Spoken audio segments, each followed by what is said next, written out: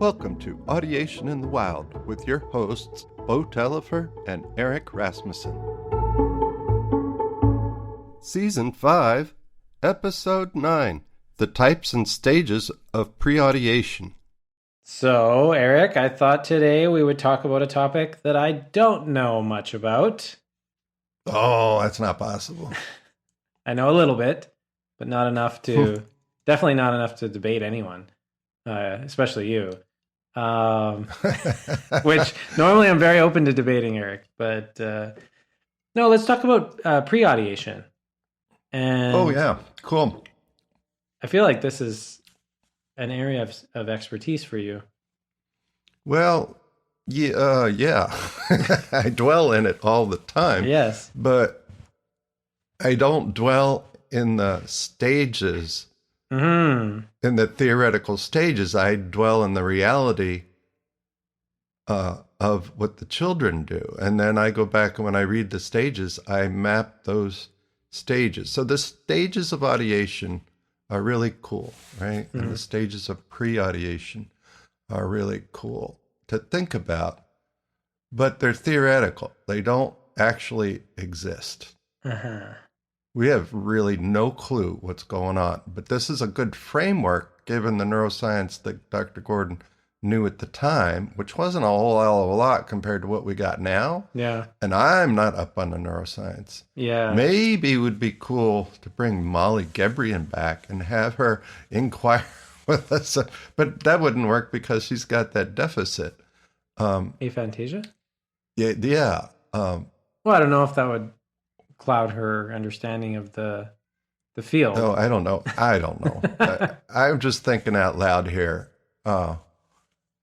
But yeah, kids definitely need so there's, and it's weird. It's weird. It's set up weird. Okay. In that there's 3 types, and inside the first type there's 3 stages.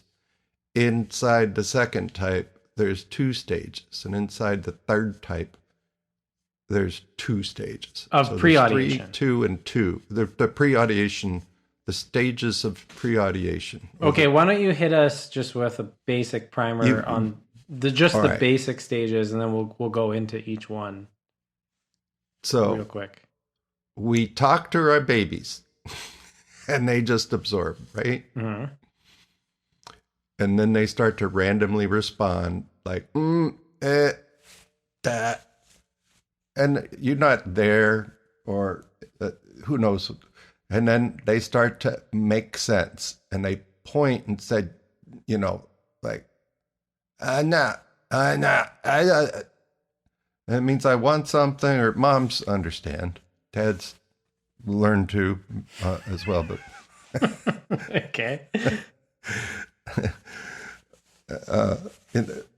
Dads can understand too if they spend the time with their kids. At home. I'm sorry, I was a little sexist there, I suppose. But so that's the first type, acculturation. And acculturation is the broad label for kids that absorb and then start to randomly respond and then purposefully respond. Mm-hmm. But their responses don't necessarily have anything to do with actually what's currently going on in the environment.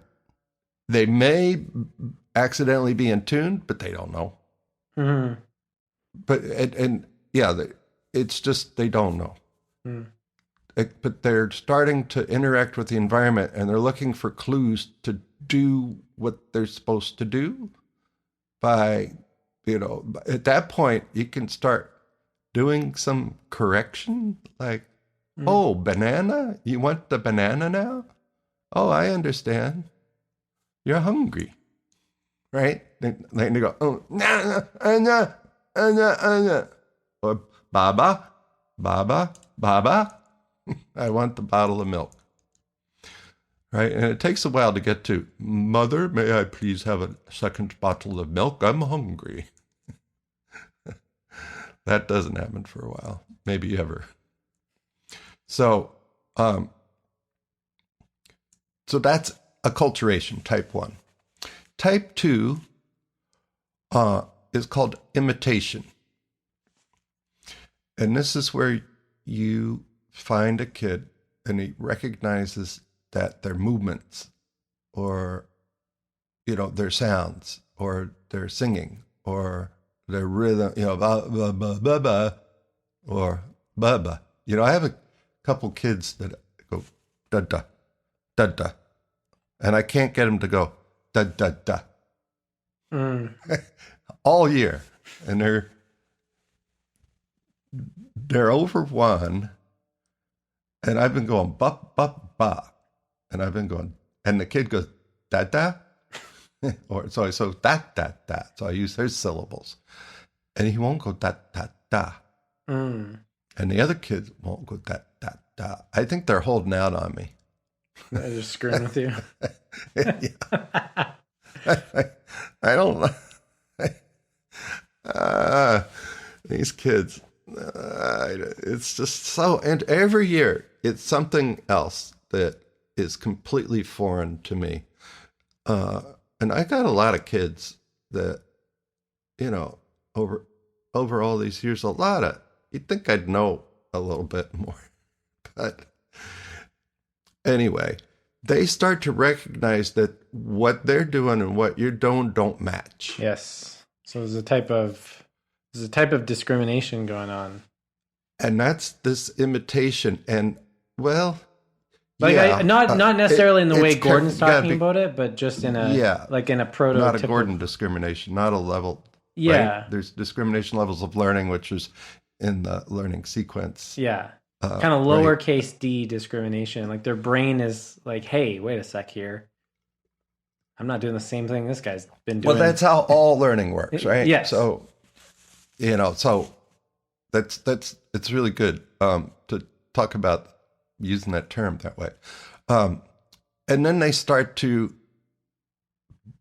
they call it break the code or breaking the code after they've shed their egocentricity. And then it starts to, they're able to now go, da work, or da home, stuff that starts to make some more sense. Yep. And they're getting meaning, but in the music world, we're talking about they're able to do a tonal pattern or a rhythm pattern with some accuracy. There's a little bit of precision. So in terms of, we're still in imitation, or we're starting to leave imitation now? This is still imitation. Yeah. It's the gateway from imitation to the next stage. Yeah. So now so let's go back to stage 4, this shedding egocentricity, where I recognize things in the environment and my world don't match. So what do? I shut down and I listen. And sometimes that stage will last a while. And when they come out the other side, sometimes they go right through the next few stages. I've seen that happen a lot. So you're saying there can be like some very deep listening at that stage. Kids who shut down because they don't want to say something that doesn't make sense anymore. Mm-hmm. They want to be understood.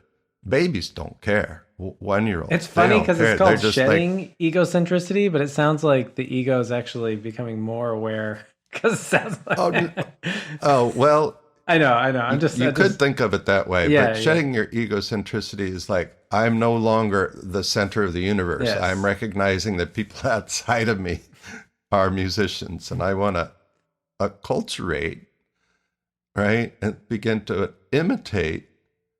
I can't wait till I get there. Just sorry, go ahead.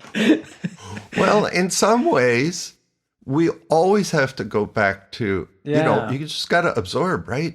When you play something that's just completely outrageous to your ears, like Balinese gamelan, right? For just a few measures, or take a Cam, right? Cam Taylor's work. It's like the outrageous tonalities. I don't even want to call them tonalities. They're like pitch sets almost, right? Yeah. In theory, what kind of theory they call it? Post-tonal theory, pitch sets. Sure. Anyway, it's about intervals and. When you're getting into something that I really wanted to mention at some point is that, do you think that these stages of pre-audiation or this framework just applies to kids, or does this apply to, like, say someone has been playing rock music all their life and then they come to me for jazz guitar lessons and they're like, how do I learn to audiate better? And I'm like, oh, you should listen to a lot of jazz. It seems like they go through acculturation and imitation, right? Yeah. And it's hard to deal with adults sometimes because they don't see it as a language learning process. So when I'm like, yeah, just listen to jazz for like 5 years, and they're like, yeah, but what? Like, when does the audiation? How do I audiate now? What happens is people that have those musical skills, yeah, will go through it really quickly. For sure. In fact, right to audiation. Yes. Or partial audiation or incomplete audiation, let's call it. Yeah. I like that way of thinking about it because audiation, we use the term like, well, that means, oh, I audiated that melody. Well, what did you audiate about that melody? Exactly. And how precise was your intonation? Right? Or what chords did you hear behind it? Yeah. Like there's all these layers that can go. And style and articulation and all the things you want to, like audiate. Did you audiate timbrally? Did you audiate orchestrally? Like in the orchestration of it. Did you audiate, like there's so many things you didn't audiate when you audiate something. And there's also audiation like stage one, which is just, when you get to the stages of audiation versus stages of pre-audiation, then it's just an after sound. So aren't these kids retaining an after sound when you're speaking to them or when you're singing to them or when you're doing a tonal pattern or a rhythm pattern? Or why are we not doing harmonic patterns, by the way? I got to slip that in.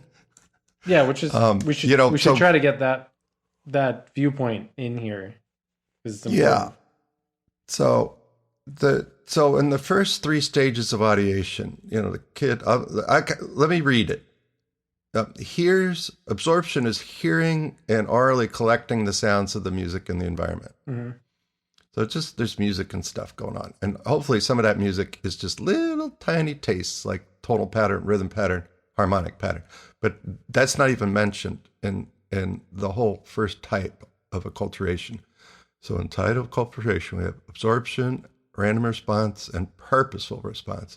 Now in the random response, they start to move and babble in response to, but without any relationship to the sounds of the music in the environment. And the sounds could be what?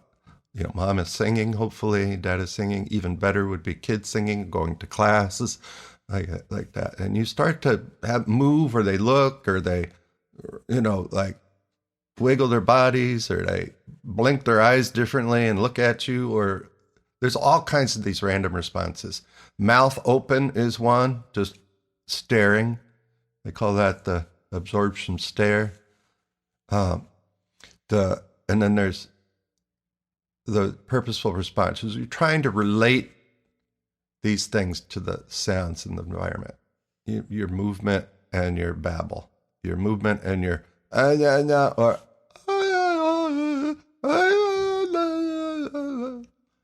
kids will kind of sing when they cry, and they use that same vocal range often when they're singing.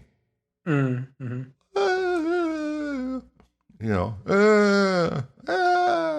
I shouldn't go in my, but anyway, that you hear it, and to me, in those first three stages, the kids' language and music are kind of inseparable.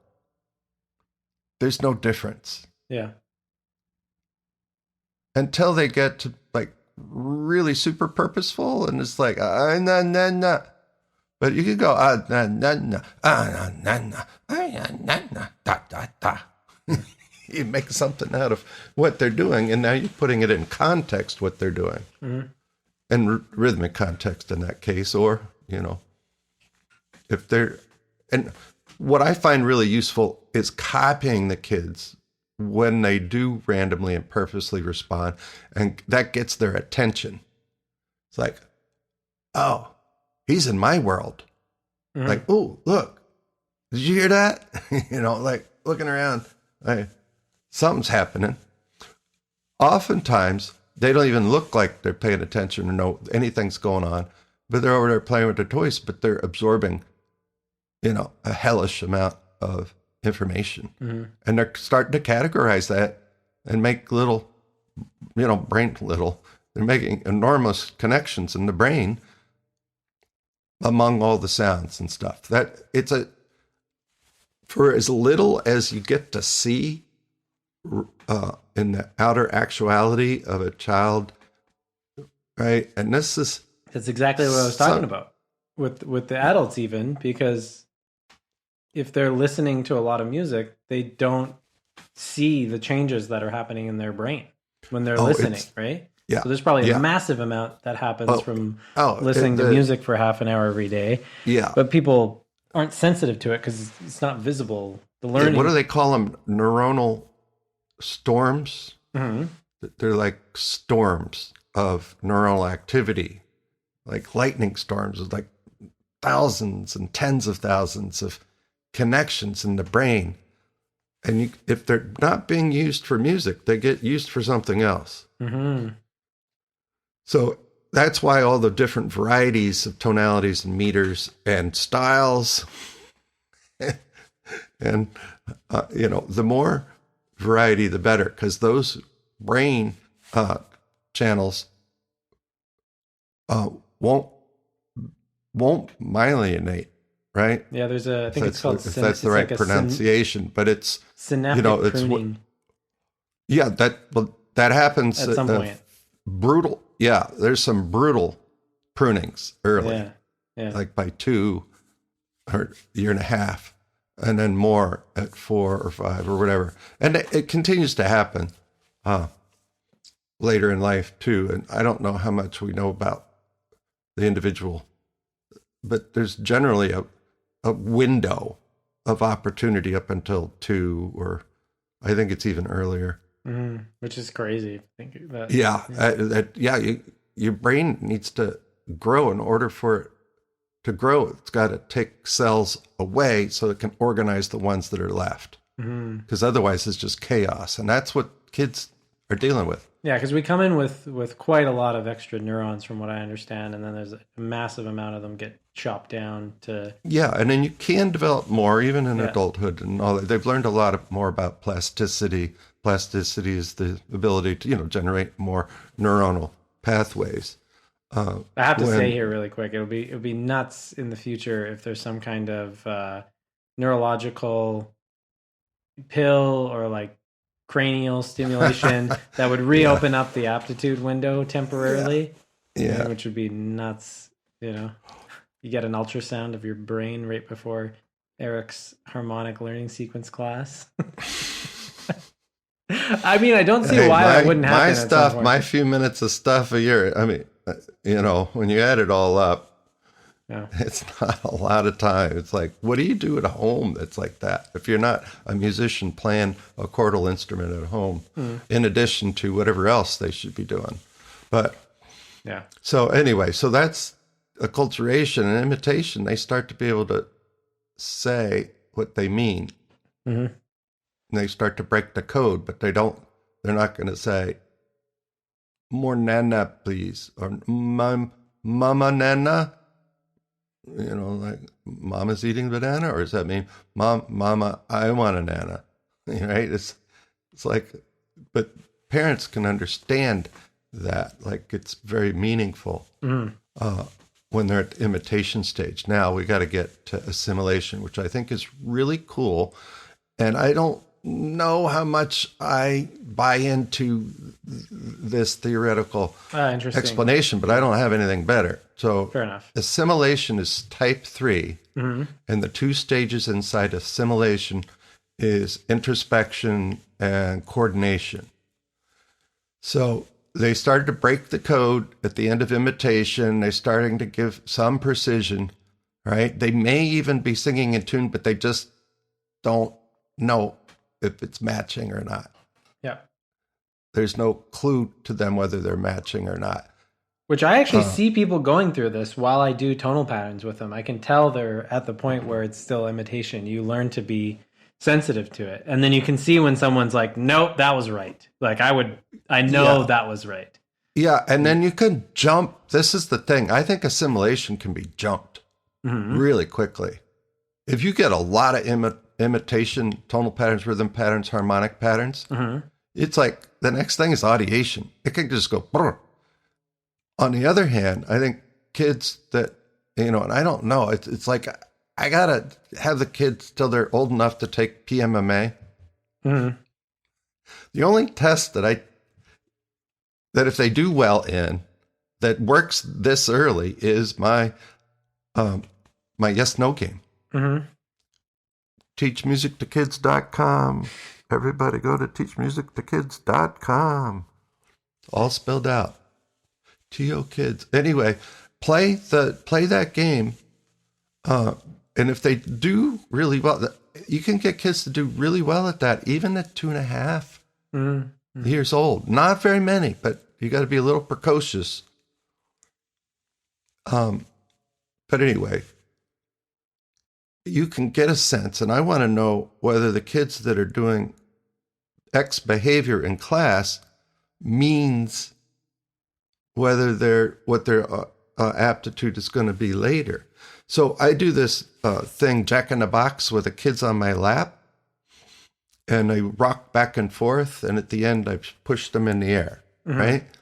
I have a few kids this year who like at like 9 months or 10 months, even, and especially more like there's one girl who's maybe 14 months, and they're rocking themselves. I don't even do it for them. And they just move fluently with the beat for the most part. I'm like, this kid, and other kids just sit there and let them do it to you. And then there's other kids who get to sit down and they're really rigid. And they're like tight. It's like, I want to give them a massage. So you want to see if you can correlate the behavior at this age with the future. I want to see, like, over test. time, like if I had enough of those kinds of kids, the kids who are really loose and fluid with their movement, and also the kids who really lock in and do this audiation stare, like if I could track that through time, and oh my God, it would be so good. Well, I think we're going to have a part 2 of this, because I definitely am feeling more. Well, let me just do the 1 minute of coordination. So they lack the coordination, and they, between their singing and breathing, or between their chanting and movement, or between all of it. Like they start to recognize that I'm not breathing and I'm not coordinating. And then they start to coordinate with their breathing and movement. And the tonal patterns and rhythm patterns, when you coordinate that, you're right into audiation. So it's just a bridge into audiation. And this introspection is just that they recognize there's something missing. Yeah. And I think a lot of kids at imitation can, if they've had enough experiences, jump through that quickly. And other kids that don't have the experiences will need more. Okay. But these stages are so unbelievably important for building the foundation, no matter what's going on. They just need a bigger, broader foundation rather than things built up tall. Just so then we get better achievement later on. Well, that's what I've said that to many people. Music is a field where you want to go wide rather than deep in the beginning. Always. And sports are actually like that Always. too. We've talked about how there's a great book called Range by David Epstein. And he makes the case that most professional athletes, except golfers, because it's a special weird situation, do better in a young age from playing many sports rather than trying to specialize too early, because they learn a wider variety of skills that can transfer. Yeah. And I think, and he even brings up music in his book and talks about many great composers, how they played many instruments when they were kids. And some of the best basketball players grew up playing soccer. Yeah. 'Cause I think Or- Roger right? Federer. Football players that played basketball. Exactly. And I was Stuff actually like like that that. when I was a kid. I played many sports and I picked sports up very quickly. All right, we can do more because we can get deeper, and we can also look at this against the pre-audiational. Take the pre-audiational stages and look at the stages of audiation side by side. I think that'd be great. That's really Yeah. bizarre. And also, how do you get harmonic? Because harmonic doesn't happen in patterns the way the tonal and rhythm does. Yes. And it's still kind of dicey, fishy. I don't know how to, the stages of harmonic audiation don't work inside the paradigm that works for tonal and rhythm audiation. So Yeah. anyway, it's well, cool maybe stuff. that's our goal for part 2 is to tie all that together.